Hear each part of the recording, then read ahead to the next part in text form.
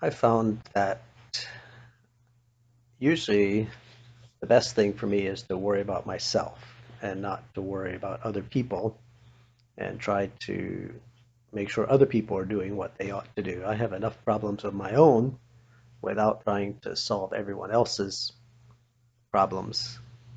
Um, the Bible says first you should take the plank or the board out of your own eye before you try and remove the sliver out of your neighbor's eye.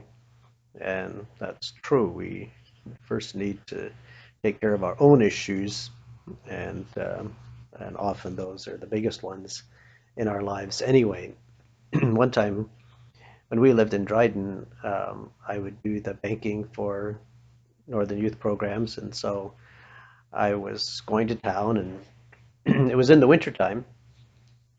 The streets were ice packed, snow packed, and so they were a little slippery, and it was cold, and so I was dressed up. I had my parka on and my mitts and my boots and everything, and I had the bank bag and some papers that I was taking to the bank.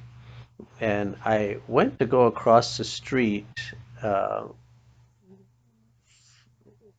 from the corner across toward where the Royal Bank was on the main intersection in town. It was a four-way stop sign, and if I remember right, it was a Friday afternoon, and so traffic was busy. There were cars at all four stop signs, and so there was a point where it was my turn to cross the street, and I went to go across the street, and as I went across the street, coming toward me from the other side was an intoxicated person.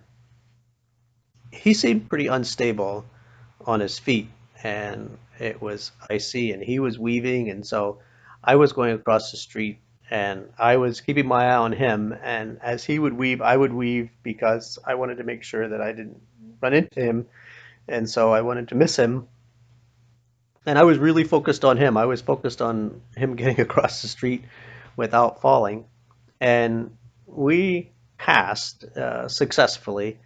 And just after we passed, I don't know what I stepped on, but my feet went out from in under me and I fell. And my bank bag, my papers went flying everywhere. My mitt wound up on the hood of the car of the person waiting to at the stop sign.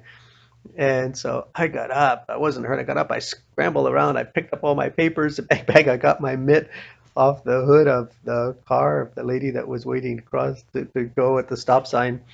And everybody that was at that four-way stop sign saw what happened. They saw the intoxicated person made it across the street safely, no problem at all. And I totally lost it. And as a matter of fact, after I got across the street, the lady whose hood my mitt had wound up on, it was her turn to go at the four-way stop sign, but she was laughing so hard she couldn't go. She had to wait until it went all the way around, and it was her turn again.